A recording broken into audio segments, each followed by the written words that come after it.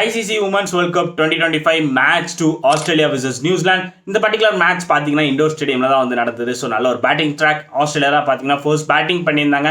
ஒரு 326 ரன்ஸ் வந்து அடிச்சிருந்தாங்க. நல்ல ஒரு டார்கெட்டை வந்து செட் பண்ணியிருந்தாங்க. டாப் ஆர்டரில் பார்த்தீங்கன்னா ஃபேபே லிச்ஃபீல்டு ஃபென்டாஸ்டிக்கான ஒரு 40 ரன்ஸ் வந்து அடிச்சிருந்தாங்க. தென் ஒன் டவுனில் பார்த்தீங்கன்னா எல்ஸ்பெரி அவங்க வந்து ஒரு சாலிட் 30 ரன்ஸ் வந்து போட்டிருந்தாங்க. அவங்களோட எக்ஸ்பீரியன்ஸ் வந்து காமிச்சிருந்தாங்க. தென் மிடில் ஆர்டரில் பார்த்தீங்கன்னா ஆஷ் கார்ட்னர் ஃபென்டாஸ்டிக்கான ஒரு செஞ்சுரி வந்து அடிச்சிருந்தாங்க. 115 ரன்ஸ் நல்ல ஒரு 130 ஸ்ட்ரைக் ரேட்ல வந்து அடிச்சிருந்தாங்க. அவங்களுக்கு வேர்ல்ட் கப்ல பார்த்தீங்கன்னா இதான் வந்து ஃபர்ஸ்ட் செஞ்சுரி. அவங்களோட ஓடியில் எடுத்துக்கிட்டிங்கன்னா இது வந்து செகண்ட் செஞ்சுரி.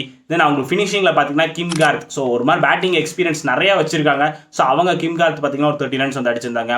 நியூசிலாந்து பவுலிங்லேருந்து எடுத்துட்டோம்னா லியா டஹு அவங்க வந்து ஒரு 3 விக்கெட்ஸ் வந்து எடுத்திருந்தாங்க. தென் பார்த்தீங்கன்னா ஜெஸ்கர் அவங்களும் பார்த்தீங்கன்னா ஒரு 3 விக்கெட்ஸ் வந்து எடுத்திருந்தாங்க.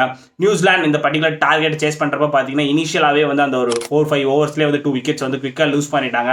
அதுக்கப்புறம் கேப்டன் சோஃபி டெவைன் அவங்க மட்டும்தான் தனியாக நின்று எடுத்துகிட்டு போனாங்க. அவங்க வந்து ஒரு ஃபென்டாஸ்டிக்கான ஒரு செஞ்சுரி வந்து அடிச்சிருந்தாங்க. அவங்களோட லாஸ்ட் வேர்ல்டு கப்பாக இருந்தாலும் இந்த பர்டிகுலர் நாக் பார்த்தீங்கன்னா ஃபென்டாஸ்டிக்காக இருந்தது. அதுக்கப்புறம் பார்த்தீங்கன்னா அமிலியா கர் அவங்க வந்து ஒரு 30 runs with bat and ball பவுலிங்லேயும் பார்த்தீங்கன்னா ஒரு 2 விக்கெட்ஸ் வந்து எடுத்திருந்தாங்க. நல்ல ஒரு ஆல்ரவுண்ட் பெர்ஃபார்மன்ஸ் வந்து அமிலியா கர் வந்து போட்டிருந்தாங்க. ஆஸ்திரேலியா பவுலிங்லேருந்து எடுத்துக்கிட்டோம்னா சோஃபி மாலினோக்ஸ் அந்த ஒரு லெஃப்ட் ஆர்ம் ஸ்பின்னர் இன்ஜுரிக்கு அப்புறத்துலேருந்து வராங்க. அவங்க பார்த்தீங்கன்னா ஒரு 3 விக்கெட்ஸ் வந்து எடுத்திருந்தாங்க.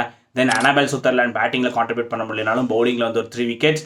தென் பார்த்தீங்கன்னா ஆலனா கிங் அவங்களும் வந்து ஒரு 2 விக்கெட்ஸ். ஓவரால் பார்த்தீங்கன்னா நல்ல ஒரு ரன் ரேட்ல வந்து வின் பண்ணியிருக்காங்க ஆஸ்திரேலியா.